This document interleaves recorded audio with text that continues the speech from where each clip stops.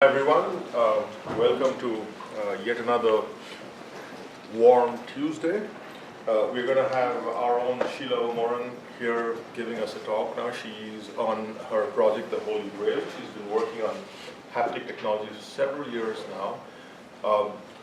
Sile got her degree at the University of York and got her PhD at Stanford working on haptic technology. And is among other things a very accomplished pianist.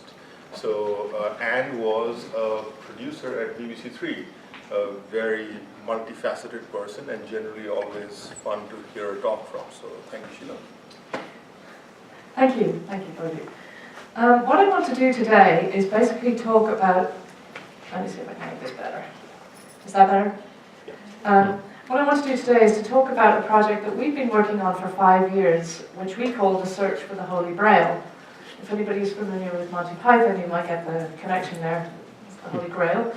But the Holy Grail is not a term that we came up with, unfortunately. It was somebody else who basically has been working in this space for a long time and wrote an article a long time ago. He's saying, you know, this is the problem that has to be solved, which is to create a full-page tactile array that allows you to be able to read both Braille and tactile graphics on a single surface.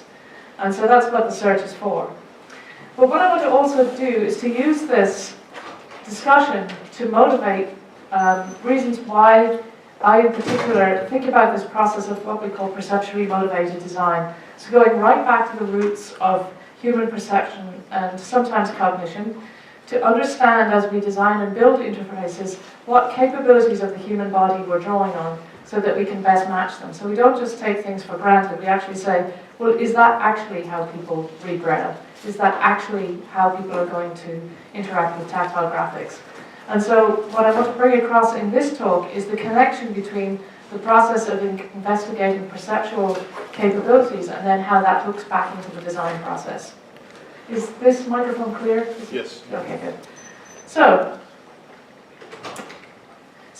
this is the motivation to provide access to a full-page tactile array, to provide a rich reading experience for blind people for digital content that's at least as rich as the experience of reading a full tactile page of Braille, hard copy Braille. And we'd like to go further because given that we can do things in the digital realm that we can't do in the physical realm, we could also have dynamic content, we can have interactivity, all the things that people using visual interfaces and things like iPads and stuff like that take for granted. We should also be able to bring that level of interactivity to Braille, textual and graphical material as well. So most blind people use screen readers. I'm actually going to pop onto the next page and I'm going to turn up this obnoxious device. The last 2 lines above have about 70 characters. The last 2 lines for those with access to financial support. It may also be possible to read using single-line refreshable displays that display text 20, 40, or 80 characters at a time. So that's kind of what my world sounds like. And that's fine for reading text, but it's not very good for math. And I don't have an example here, but if you try to disentangle an equation when it's read like that, you really have to do quite a lot of work mentally to piece everything together. So before we even think about Braille, though, why should we bother with Braille? Because, as you see, this screen reading technology comes on my laptop. It's free. I just downloaded this thing and installed it. And it gives me a lot of access to most of the information that I use most of the time. But there are things that it's very difficult to do using speech, including accessing math, science materials, anything that's basically doesn't speak well. Things like, you know, figuring out where to edit on a video of a sine wave or some kind of audio wave, I should say, for audio editing, which is what I used to do. So that won't work. At least you wouldn't want to sit there and have it give you the numerical value of 144,000 samples per second so you could figure out which one you wanted to actually cut on. So to get around that, then, we really need to start thinking of non-textual material and how we're going to interact with that and display it in a way that vision impaired people can easily manage. So that's why Braille is important. So then the question is, how many people read Braille? Well, this, in fact, I don't think this is very accurate information, but it came out of a National Braille Press report that's about 10 years old now. So this is the number of blind people in the world.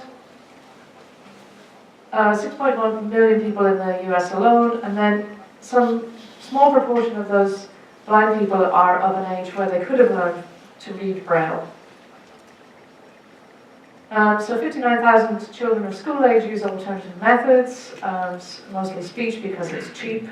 So the problem with Braille is it's extremely expensive. So it's difficult to persuade a school authority to bring Braille into the classroom because it just costs so much. So only 5,000, so we're now down from the 6.5 million people who are blind or visually impaired in the US to 5,000 who currently use Braille. But as most of the organizations working in this space will tell you, that's not because they shouldn't use Braille, it's just because of a lack of investment in teaching Braille and in providing Braille in the classroom. So that's something that a low-cost tactile device should be able to turn around. So the reason why we should bother at all is because in a couple of different studies we've discovered that Braille literacy is highly correlated with whether people get jobs and whether they get good jobs. And so ultimately that's the reason to do it, is to make sure that more visually impaired people get into higher paid jobs that are more rewarding.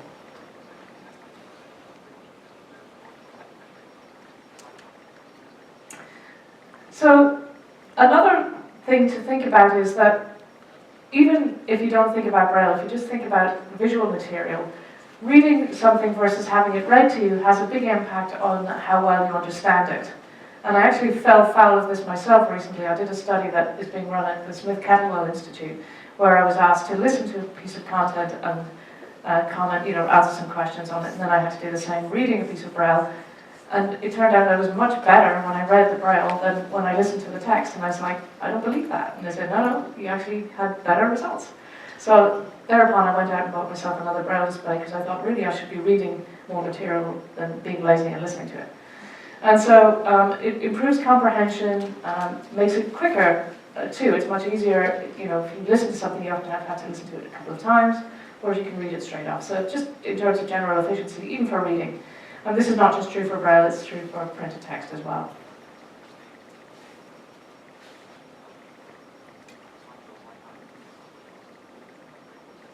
So Braille books also, as I said, can provide access to much more than text. You can actually have graphical images that are made and embedded in Braille text. So you can have scientific data, for instance, or geometric figures for math and things like that can be added to a Braille book, which you can't do for regular spoken text. Here's an image that I quite like. This is Alan Kay's, sort of an image of Alan Kay's idea about how computers evolved. Basically, he suggests that they kind of evolved backwards, that the first computers were completely numerical, that you could only interact with them by punching numbers or switching switches to input out of binary. And then they got more advanced and we could actually type into them, so that was the sort of DOS era of the 80s and early 90s. And finally we got iconography in the form of graphical user interfaces. And lastly, interactivity, where you can actually do something and have the system respond to your actions. And that's kind of in contrast to how children develop. So they start out being very physical, pulling on everything, chewing everything, testing hypotheses about their physical environments. Then, we start to get them interested in imagery, and finally we tie them into desks and have them think only in text and words. And so, for blind people, we kind of got stuck, and that's a sort of symbolic phase of Alan Kay's paradigm. We kind of, for blind people, they're still sort of stuck in the symbolic phase. We can't get past spoken text and very limited access to Braille for reading and writing using computers. We'd like to be able to reach into the iconographic stage or even jump over it and get to the interactive text space. So my dream then is this. This was an image created by Michigan Engineering, which is kind of like a hypothesis really. It's this idea of a Braille tablet Kindle kind of device. It doesn't exist, so don't ask me where you can buy it. But this is kind of where we're headed. So the idea is a rich reading experience that's as rich as reading a Braille text and that can go beyond text to deal with dynamics and graphics and all those kind of things. So this is my sort of creed for designing anything, but in this case let's think about it in terms of designing a tactile display. So first define the task. So what is it your interactive system you want it to do? And don't, here the challenge is not to be seduced by mission creep. So if my task is just to create a display that will render Braille and tactile graphics, then I need to be very focused and stick with that. I am going to allow myself the idea of interactivity because I think that will add to the experience. The second part then is to say, okay, that's the task. What are the sensory motor capabilities of the body that will draw on for that task? And in the case of Braille, that means allowing the hand to move over the text. As we see in a minute, we test that too. It means all sorts of things like being able to advance pages, all the things you can do with real Braille. And interactive graphics, that you can move your finger over the graphic and maybe have it respond in real time to where you're touching it or something like that. So supporting exploration and interactivity in that domain. So obviously the hands are very important. Being able to render stuff at a density that is appropriate for all of the kinds of information you want to display.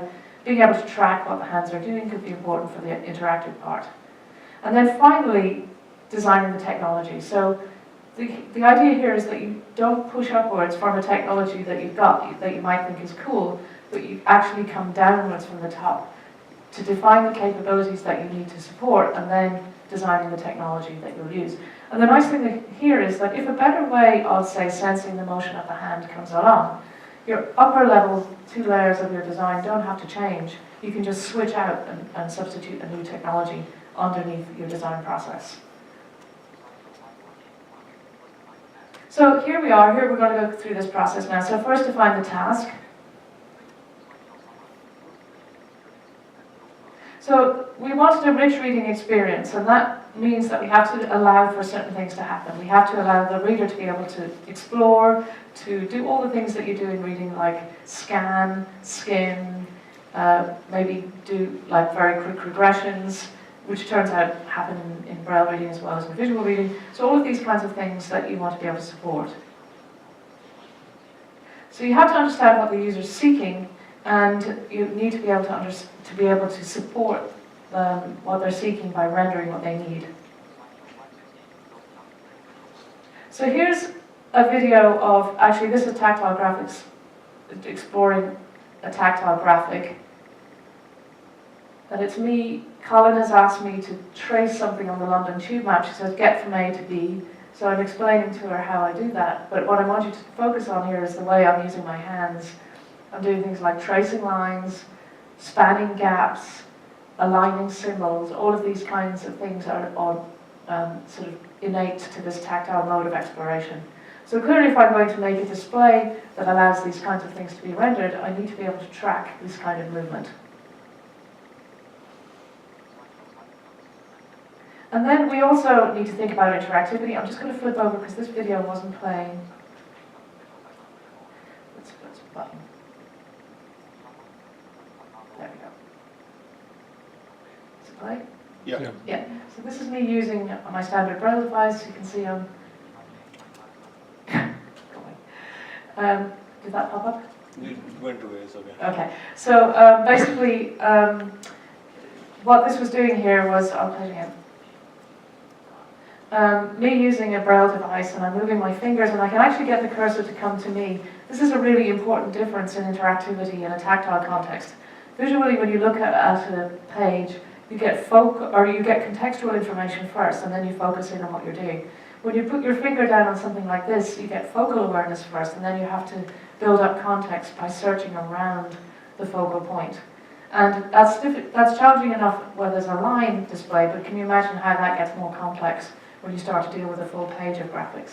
So in determining how we build interactivity around a device like this, these are the kind of issues we have to worry about. Okay, so now we talked a little bit about the nature of the task. So let's look at the perceptual motor capabilities we want to draw on here. So there are obviously some constraints to do with the tactile system itself, and we know what these are in terms of what we call spatial acuity, which is how close can two features be to be still detectable, and temporal acuity, how long does it take for somebody to build up an image over time, and how robust is that? In other words, if it takes too long, maybe some things start to break down. So these are some very low-level data. The spatial resolution of the fingertip is 1 millimeter. Temporal resolution is typically 5 milliseconds. That's for detecting 2 successive stimuli.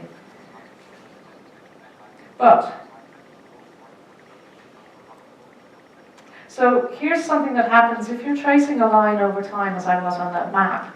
What you're basically doing is building up a spatial image that's acquired as a series of temporal events. And for short periods of time, or images that are not too complicated, that's fairly robust.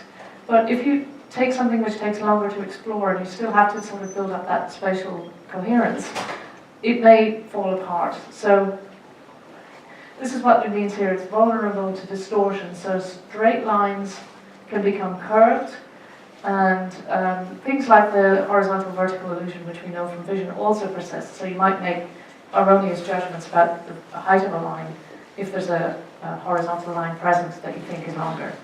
So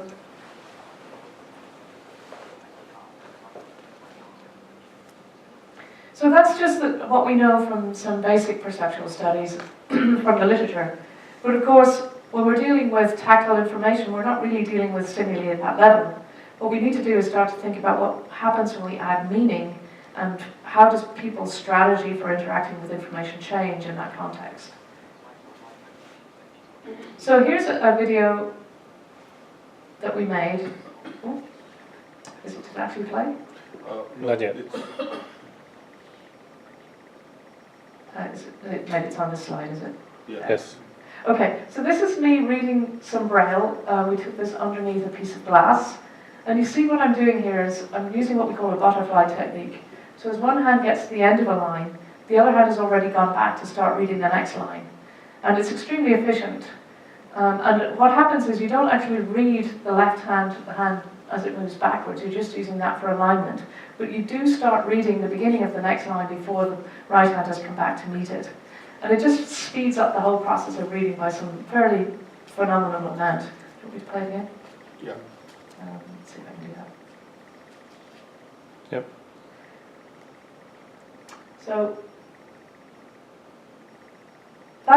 So we can pretty much be sure that when we design our tactile display, that's what somebody's going to want to do. And already that rules out a number of design options, as you'll see in a minute. So here was our first study. We said, okay, if I had, before I should say this, if I had $1 for every time somebody has come up to me and said, oh, why can't you make a Braille display that just has a single cell refreshing underneath the fingertip? And so we said, okay, and we kind of know intuitively why, and you can probably guess now, having seen the previous video and a number of, the previous figures. But we thought, well, we'll do it. We'll just do the myth-busting exercise to put this one to sleep. So what we wanted, we came up with a way of framing this question, which is actually quite interesting. We wanted to quantify the role of relative motion between the finger and the surface, which is like slip. That's just the slip between the finger and the surface, as compared to the arm motion, which gives you proprioceptive or spatial information. So there's two things here. There could be just some physiological reason why this motion at the fingertip needs to change all the time. Or there could be some reason why you need the spatial input from the arm and the hand as they move. So we wanted to sort of see, A, if both of these were important, and B, how they related to each other. So we built these 4 apparati, and we call them clock, mouse, line, and tape, and that was just sort of to explain how they work. So Braille clocks, when they have a refreshable Braille display, typically just refresh in place. So you can put your finger down, and the number will change under your finger. And so that was the case where nothing changed except the stimuli were just moving relative. Your finger didn't move, they were just changing their impression underneath your fingertip. The mouse case mimicked a bunch of tactile mice that have been made, where basically you move your hand and the stimuli changes under your finger, but there's no slip. It just pops up and down. So as you move over a new letter, the one that you just saw will disappear and the new one will appear, but there's no sliding motion between your hand and the fingers that are the display. Is that clear? It's just sort of changing in place, but there's proprioception and there's movement of your arm. So that's like a mouse with a Braille cell on the back of it. And then these other 2 conditions were tape, which basically means you hold your finger in place and the stimuli moves under your finger, and then line, which is the normal Braille reading case. So the last two, obviously, there's slip. In the tape case, there's no proprioception, there's just slip. In the last, there's proprioception and slip. So what we wanted to see is which of these conditions would do better.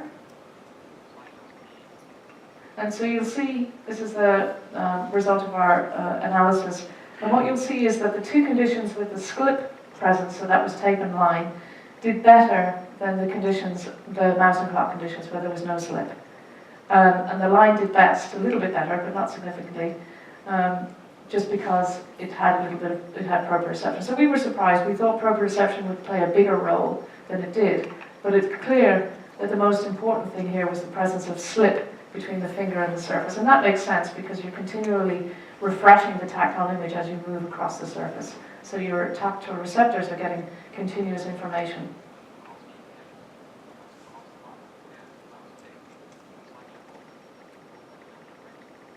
So that's the summary then. Legibility of Braille is improved when there's a degree of slip present between the fingertip and the Braille.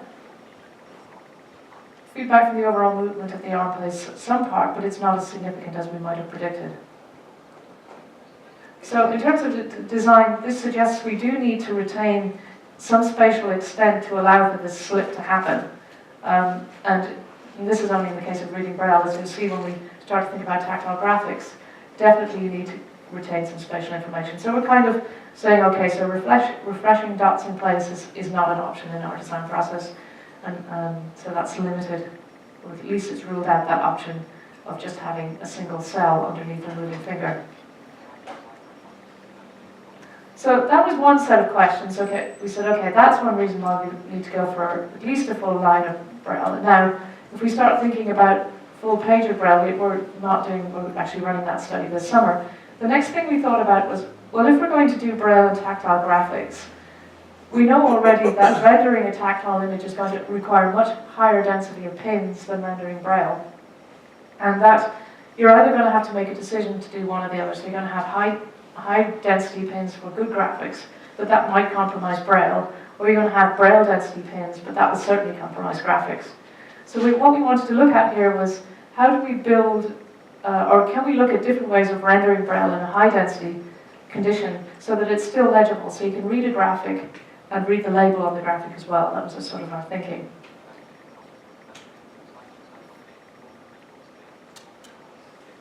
Yes. So we did a bunch of different configurations of basically high density dots. So how do different configurations affect people's ability to read Braille and understand it? Are these multiple configurations any good at all in place of a single dot? And then C is a condition that we had seen tried before, where if you make a blob instead of a dot, so you just have the outline shape of a Braille symbol, where you're sort of mimicking the idea of putting a membrane over a series of dots to improve basically it stops dirt getting into the display. So a lot of people have tried this because they thought, well, we can do very high density displays, but cleaning them's an absolute nightmare. So let's see if we can render tactile images with a very thin membrane to protect the dots. So this is what this last condition here was about. So what we did was we used the and then read series of tests. This is a fairly standard series of tests used for legibility. They're short sentences. And we picked a bunch of these sentences and rendered them in these different dot conditions. And you can see how we... And then, so we assign these conditions and sentences randomly across, we block them across each other. And then at the end we had a sort of a questionnaire about how people actually thought. So we were able to, well, I'll show you. So here are the stimuli. I think you see all of them on this one. Is there 8 different sets here? Yeah. 10. Okay, so you can see the standard Braille, and then what we call pokey Braille, which is basically the same spacing as standard Braille, but with much skinnier dots. And then these dot conditions that are made up of the diamonds and X's and squares that are made up of lots of little dots. And then those same conditions as blobs, where they're not individual features, you just get the outlines of those shapes. So the pointy and the X's don't show up in the blobs? No. Because they're too, Because a point is a point, Right. and because the X, the blob, is just, when you make the blob, it's hard to make an X blob, basically, because you're just kind of, it just looks like a blob. It wasn't any different from the square.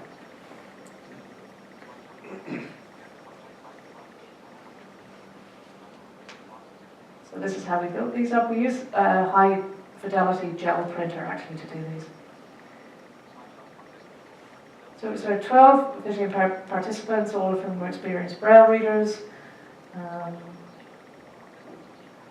this is just, we actually tracked the motion of their hands using a magnetic tracker that allowed us to put individual sensors on their fingertips. So we were able to get very high fidelity motion data.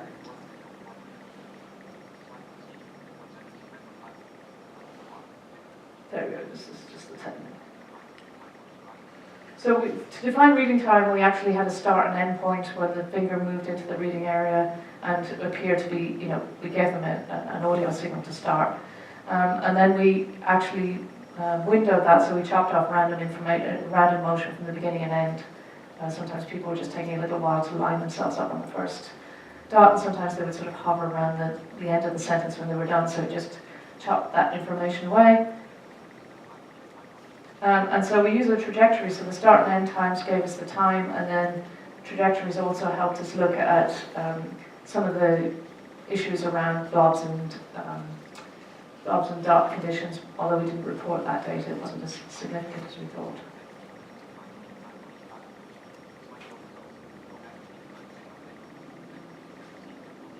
So what we have then are the average reading times for a given sentence in a given condition, and we also have the subjective ratings of difficulty from the participants. And when we look at both of those, against our 3 questions, we see, here's reading times. So you can see that the best reading times happened for both the Braille dot and the pokey Braille, as we call it. So the same size and spacing of Braille, but just with thinner dots. And then you see the worst conditions overall were the blob conditions.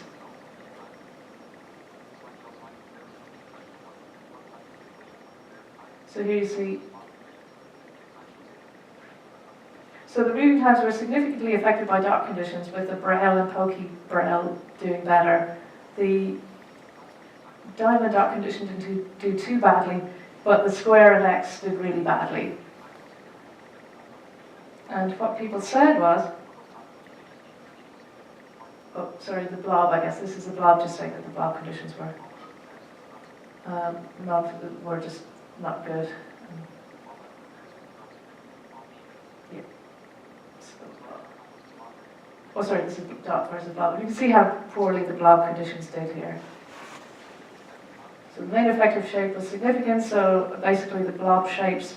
Here, remember what you have is just the outline of the shape of the character, as opposed to the actual dot rendering of the same character. So the shape is the same and the size is the same, but it's just that the dots are missing.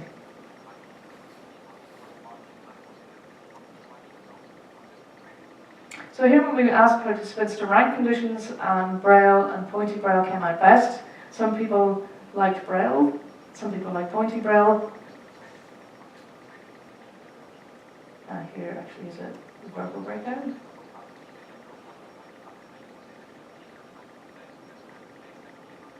so this difficulty rating is self-reported, or is it based on this is not based on the success rate of reading?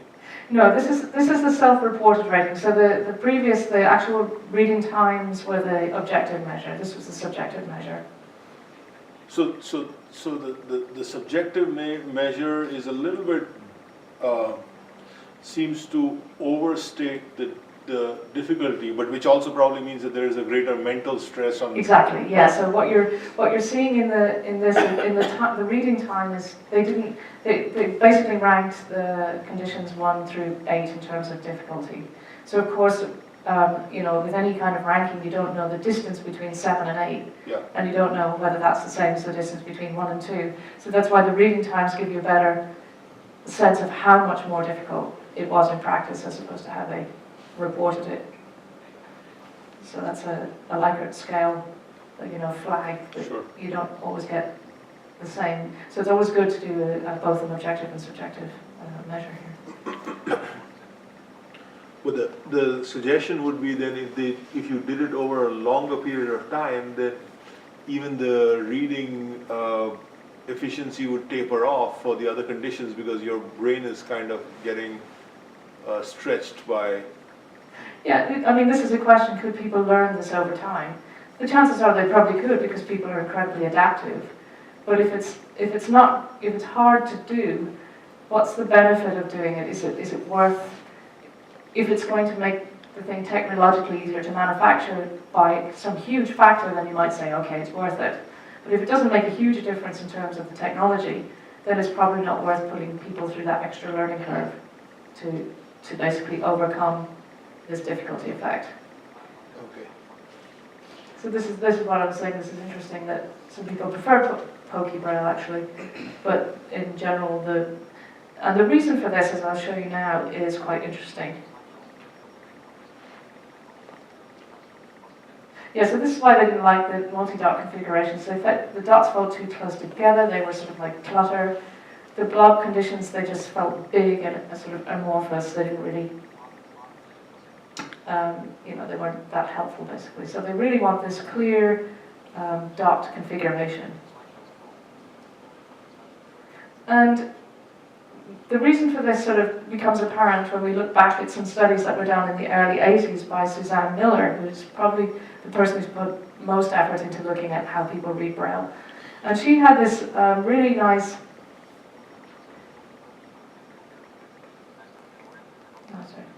Okay, so what she was showing here was she was looking at, first of all, she had... This is the one to remember. So this is solid. So this is kind of like our blob condition. So she had Braille made up of solid lines and Braille made up of dots. So that's like our blob condition. And she showed that when people were asked to judge, to read letters, they were much more accurate when the target letter and the source letter were the same. So when they were both Braille or both blobs, than when they had to transfer between two different formats. They were generally slower for the blobs, but the slowest was when they got either the stimulus as a dot configuration and the target as or the comparison as a blob, or vice versa. So transferring between modalities seemed to be quite difficult, basically.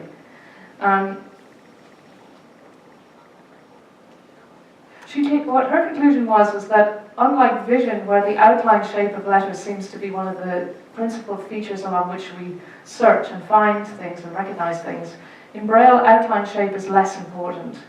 And the reason for that is kind of interesting. So what she pointed out is that in the Braille code there's very little redundancy. If a dot is missing or in a different place, you're rendering a completely different symbol. So there's no way basically you can have a sort of a T or a sort of an S. It's either an S or a T. And so that means that in general outline shape is sort of secondary to what she called dot placement and dot numerosity. So what people, the salient cues for Braille then are A, is there a correct number of dots, and B, are the dots relative to each other? Is the placement of the dots relative to each other accurate? And these are the cues that she said were more salient for Braille than outline shape, which is what you would expect for visual recognition of letters. Did my battery just die? It did. Shall I transfer over to this one? It's okay, we can transfer to the mic. Sorry about that. I think it's pretty audible. Okay, yeah, I'll just talk loud. So basically here, in other words, changing the position of a single dot in the Braille system completely changes the meaning of the letter. So in the context of our study, that makes sense because the pokey dots Braille actually preserved both dot placement and dot numerosity. So looked in the light of Miller's results, that actually makes sense why it did better than our other conditions. So in design terms, that means that as we build this Braille display, the things we can't compromise in rendering Braille are dot placement and dot numerosity. So our idea of making Braille out of lots of small dots kind of goes out the window. We'd be better off using small dots, but in the same spacing as we would for normal Braille.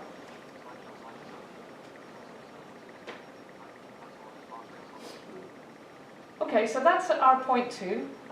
This is our search into the physiological or the perceptual basis for the design of the Braille display. And in summary then, what we come out of this sort of realizing is that, okay, we need to preserve spatial information in our display because we want people to be able to integrate, to have that slip feedback as they move across to read. And also, it turns out we need to have them have spatial information so they can integrate shapes over time. And then our study that looked at how we would render Braille on a high-density display suggests that we can use little dots, but as long as the spacing and the location of those dots is correct, then we'll be fine. So then design the technology. Well, in fact, this was sort of going on in parallel because we knew there were some things we had to solve to do multiple dots on a surface. With mechanical Braille, basically you have a lot of space taken up by just the moving parts. The things that cause each dot to move take up quite a lot of space. So that means that you can't really pack them very closely together. So in order to get around that, we wanted to come up with a way of rendering these moving dots without using mechanical means. So what we did was we decided we would use Microfluidics, where we could have a bubble basically that would move a dot. And even more than that, we said, okay, if we have bubbles moving dots, why can't we actually have the logic for the display in the same format? So if you're familiar with how displays work, basically you address each pixel on a display, and then electrically or magnetically or some kind of electromagnetic, depending on how it's made, you can basically hold the state of that pixel until you come along and tell it to change. So we wanted to use microfluidics to do the same thing for our bubbles.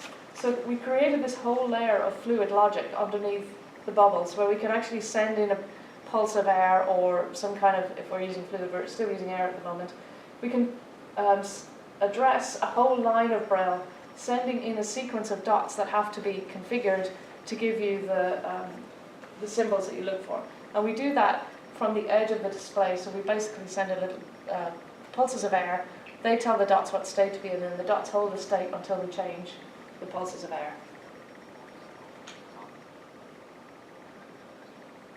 And that solves what we call, there were 2 problems we had to solve. One was the packing problem, so could we make these things tight enough?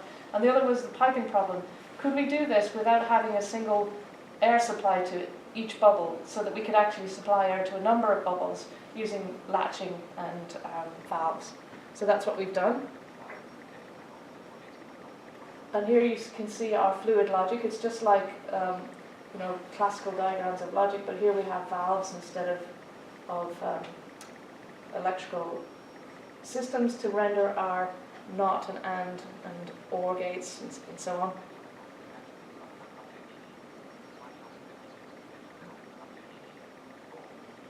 So here you can see how this is all going to get fitted together in the final display. The logic layer is going to be underneath and the fluid layer is on top. And this is what we call a monolith. So the whole thing gets manufactured in one process in a clean room. And we're actually doing these now. So we're at a density, I think, we've got an 8x8 array. I think we're going to do a 16x16 in the next week or 2. It's at twice the dot spacing of Braille because we're still trying to figure out how to pack the logic that supports each dot tightly enough so that we can get them into Braille spacing. But that's just that's a math problem at this point. So here's what it looks like when it's integrated.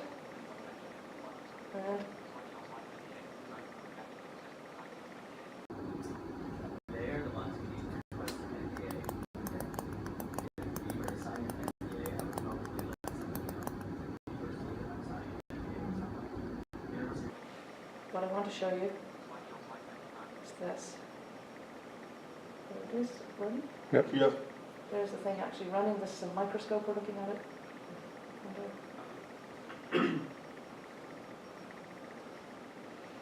So, we've we've designed the thing, well, we started out this journey where we said, okay, what are the requirements for our Braille display? Why do we want to do it first? Are we really, doing something that's not necessary? And we knew anecdotally from the feedback from the community that people were really wanting this. Technology in this area hasn't changed since the 1970s. And so people have been trying to do this for that long. And we're not the only people in the space. There are other people doing high-density arrays, but they're still using mechanical systems. We think we're the first, or maybe there's somebody else also trying to do a sort of fluidics-based thing. But who cares if we get even one of these out there and it changes somebody's life? It doesn't really matter at the end of the day who does it. So that's where we're at right now. We've got, as I say, we're at the point where we've got this 16 by 16 array. But the important point is that we went back. We didn't just say, oh, let's build an array and let's see if it's delivering what people want. We actually said to ourselves, even though I'm a Braille reader, I didn't assume that I knew everything. I wanted to go back and really check that people do really need slip between the finger and the surface, because that commits us to at least a whole line, if not a full page. Then, this whole thing about dot density, I totally didn't predict that Pokey Braille was going to win, because I actually quite like Diamond Braille. But, I was wrong. And so, never be your own participant. And so now we've got, and this is, we've been working on this thing for 5 years now. We have a whole batch of studies that's starting in the summer.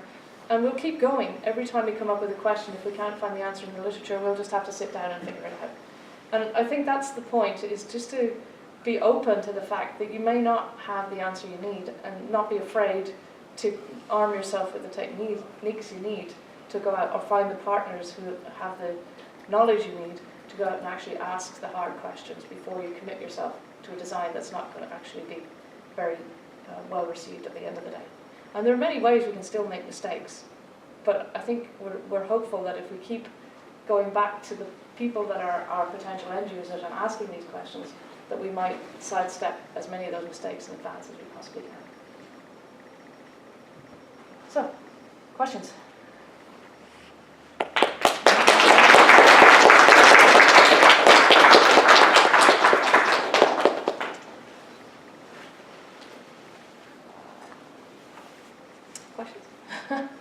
So for the 16 by 16 array, this is fully functional at this point? Yes, it is. Well, it will be. It better be by the end of the week. How many layers? Oh, the process, how many layers? Alex could answer that question if he's not here. I think, well, there's 3 structures. There's the underlying logic, which is probably built up in, I don't know how many layers of PDMS go to do this.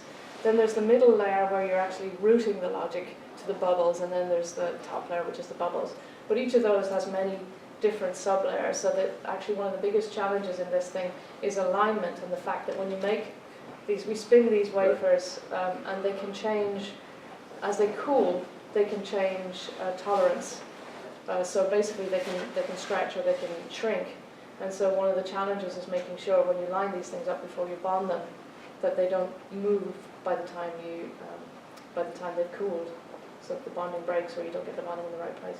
So they're the sort of mechanical challenges you're dealing with in the manufacturing process like this, but they're not insurmountable. It's going to take a bit of a while till we get the technique that's going to work best. But to answer your question, the answer is lots. In the 16 by 16 array, how many dots are there per cell? So it is just an array. It's not configured as Braille cells.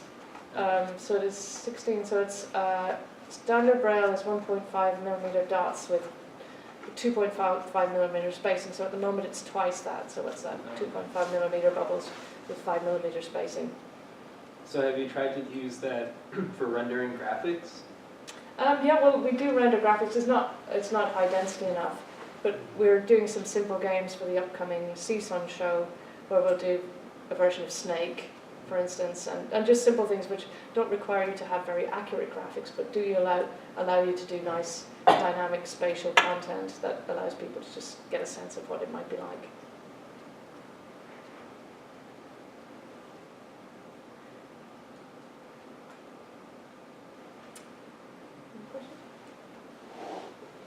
So actually this is going to spin out into a company, so it's really is going to see the whole process from start to finish. So you know, watch this space and see what happens. We might fall at the first fence. Do you have like a price point goal for? Yeah, we would like, I mean, people are encouraging us even to go further than we want, but our whole thing is if we can do a whole page of Braille for under $1,000, it's still out of reach of most people, but when you think that a single line of Braille at the moment costs about $3,000, that's still a huge, you know, improvement. Can you explain again the justification for the fluidic approach? Is to fit the actuator underneath the dot. So ideally you want to have something where you can pack these things that tightly. Because with mechanical actuators, they don't fit under the dot. They actually take up quite a lot of space. They almost like, if the Braille cell is here, most of these Braille cells are like this size, with this, the reading surface is just this little tiny bit here. And so we certainly need to be able to, that's the goal, is to fit the actuation underneath the dot, so then density is a problem that just goes away. It seems to be a less conventional approach, perhaps, and I wonder if it's more expensive. Well, no, it should be cheaper, because with a mechanical system you have to assemble it, even if it's a robot that does it. With this system you lay it down in one layer, so there's no post-assembly required, or in one process I should say.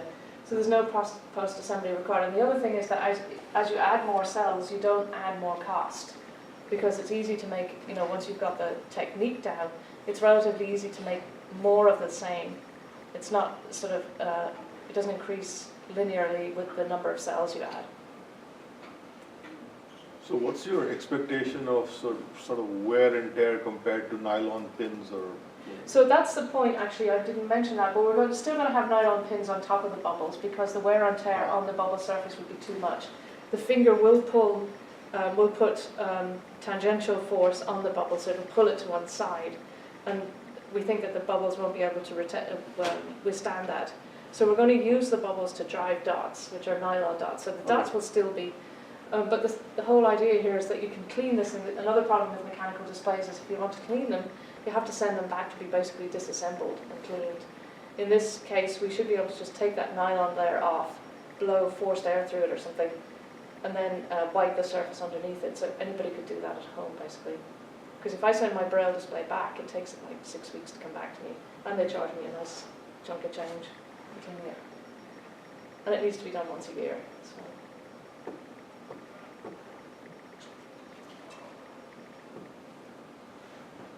I'm not saying we have all the answers, but I think we have some measure. A question on the material. So I'm not sure if I understood. So what is actually the is it like a, is it sort of like a 3D printing or like a flexographic?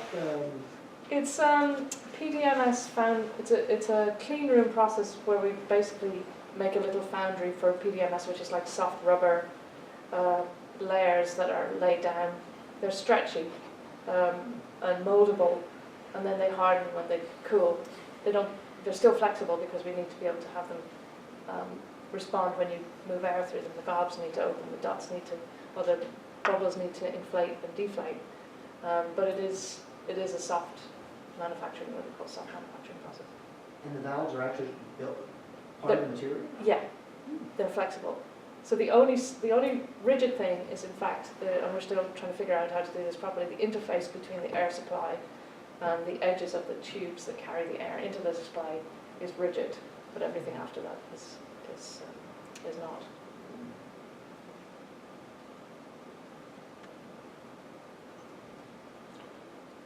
Well, if there are no more questions, well, let us give a round of thanks to Sheila for a great talk.